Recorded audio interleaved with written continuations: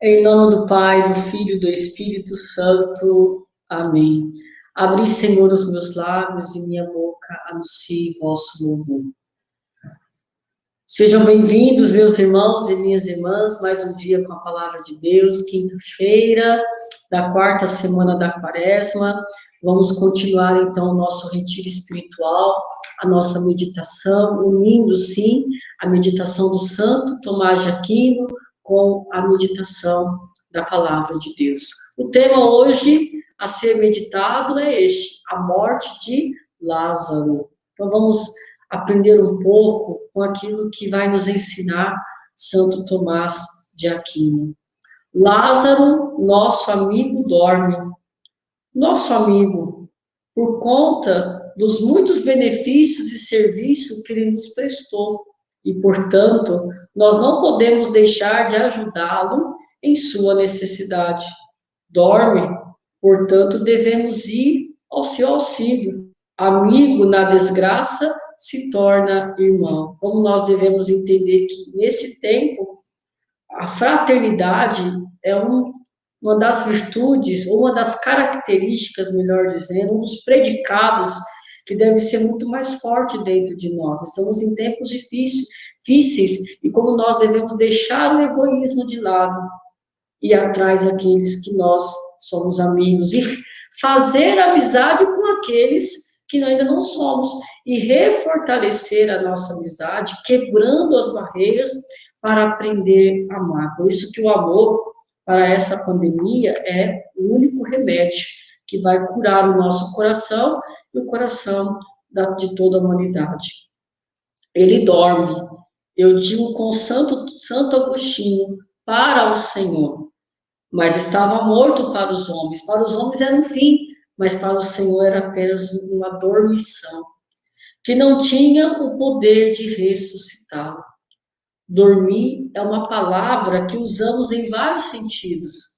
Nós a usamos para significar o sono natural, a negligência, a desatenção digna de culpa, a paz da contemplação, a paz da glória futura, e também a usamos para significar a morte.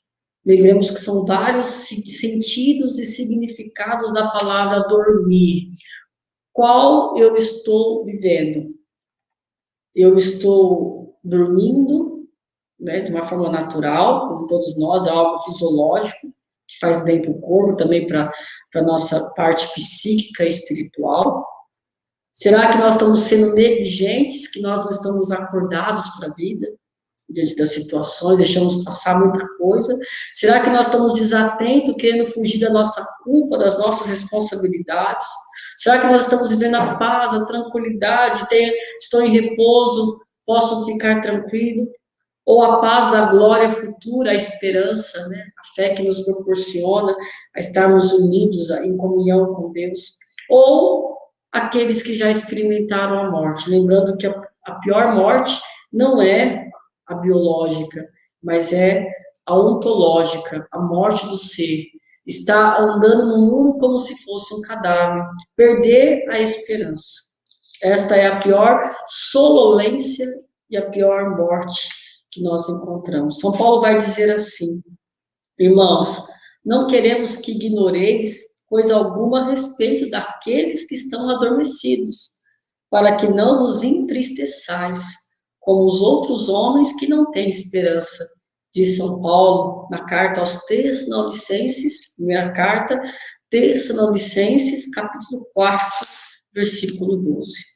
Chama-se o morrer de dormir por causa da esperança da ressurreição. Assim vem sendo um costume a dar a morte a esse nome, desde o tempo em que Cristo morreu e ressuscitou. Eu que me tinha deitado e adormecido. Segundo ponto que vai nos ensinar Santo Tomás. Mas vou despertá-lo. Com essas palavras, Jesus dá-nos a entender que ele podia ressuscitar Lázaro da tumba tão facilmente quanto nós nos levantamos da cama. E isso também não deve causar espanto, uma vez que ele é ninguém menos que o Senhor que ressuscita os mortos e lhes dá vida. Por isso, ele pode dizer: vem a hora em que todos que se acham nos sepulcros sairão deles ao som da voz do Filho de Deus. Lembremos que no mistério da paixão do Senhor, quando ele dá aquele grito, ele entra na mansão dos mortos, ele vai ao encontro de Adão para ressuscitar. E todos aqueles que estavam esperando no sono da morte, obter a glória do céu. É assim, o Senhor abre-nos o céu, para que nós trabalhamos para a nossa salvação. Terceiro ponto, vamos a Ele. Aqui é a misericórdia de Deus que nos é mostrada. Os homens vivendo no pecado como se estivessem mortos. O salário do pecado é a morte. Incapaz de poder algum que por conta própria os levasse a Ele. A eles se lançam misericordiosamente, antecipando seus desejos e as suas necessidades. Repito aqui, a eles, ele se lança misericordiosamente, antecipando seus desejos e suas necessidades. Jeremias fala disso quando diz: eis o que diz o Senhor, amo-te com eterno amor, por isso a ti estendi o meu favor. Repito, eis o que diz o Senhor, amo-te com eterno amor, e por isso a ti estendi o meu favor. Quarto ponto, a chegada de Jesus. Já havia 4 dias que Lázaro estava no sepulcro. Assim vai comentar Santo Agostinho. Santo Agostinho vê nesses 4 dias de morte de Lázaro uma figura de 4 aspectos sobre a morte espiritual do pecador. Então, primeiro, ele morre de fato pelo pecado original, pelo pecado atual contra a lei natural, pelo pecado atual contra a lei escrita e pelo pecado atual contra a lei do evangelho e da graça. Repito, ele morre de fato pelo pecado original. Vamos lembrar que é pela desobediência, pelo pecado atual, né, ou como ele vive, né, esse pecado atual que é contra a lei natural, que é a lei que o Senhor colocou na nossa consciência, para, meus irmãos, saber o que é o certo e o que é o errado. E pelo pecado atual, que seria o quê? A maneira como nós estamos vivendo, as nossas escolhas pessoais, né, as nossas vontades deliberadas mediante a ação do pecado, contra a lei escrita, contra a palavra de Deus, contra aquilo que foi estabelecido, contra os mandamentos, e é pelo pecado atual, pela maneira como estou vivendo, contra a lei do evangelho e da graça, contra a revelação de Jesus, contra a pessoa de Jesus, contra a ação do Espírito Santo, que traz a boa nova. Vocês estão vendo que tudo começa pelo pecado original. Fomos libertos pelo pecado original, pelo batismo, mas não livramos, meus irmãos, das tendências do pecado, que pode nos levar ao pecado atual, a maneira como nós estamos vivendo. Isso é catequese, né? A maneira como eu vivo. Por isso que nós não devemos nos preocupar com a morte, como nós iremos, como a morte, se ela vai vir ou não. Estamos no tempo da pandemia. Nós temos que nos questionar. Hoje eu estou aqui, será que amanhã eu estarei? E não precisa ser só a pandemia para nos levar a essa reflexão. A vida é um brevíssimo segundo, como vai dizer Santa Teresinha do Menino Jesus. E neste brevíssimo segundo, como eu estou vivendo? A preocupação não é se vamos morrer ou não. A preocupação é como nós estamos vivendo, para que depois, como viveremos na vida eterna. Essa é a preocupação que nós devemos trazer. Existe uma outra interpretação que é muito rica também, que vai dizer Santo Tomás, é que o primeiro dia representa o pecado do coração. Tirai o mal de vossos pensamentos. O pecado do coração significa isso, a consciência, né, onde habita o ser humano, aonde ele vai discernir, onde ele vai acolher a alma do cristão, né? A razão natural de ser de Deus que leva à transcendência. Tirai o mal de vossos pensamentos. Então, o primeiro dia representa o pecado do coração, o pecado da alma. Tirai o mal de vossos pensamentos, de Isaías, lá no capítulo 1, versículo 16. O segundo dia representa o pecado da língua, o que nós cometemos. Nenhuma palavra má sai de vossa boca, diz São Paulo, lá em Efésios, capítulo 4, versículo 29. Esse pequeno membro, vai dizer São Tiago, que é incapaz de incender toda uma floresta, né? Lembremos o pecado da língua, né? O terceiro dia representa o pecado das más ações, das más atitudes, né? Da maneira como nós agimos. Tirai de vossas más ações diante de meus olhos, que está lá também em Isaías, capítulo 1, versículo 16. E o quarto dia representa os pecados dos maus hábitos, a maneira como se vive, os costumes, né, a maneira como organiza a vida, os velhos hábitos.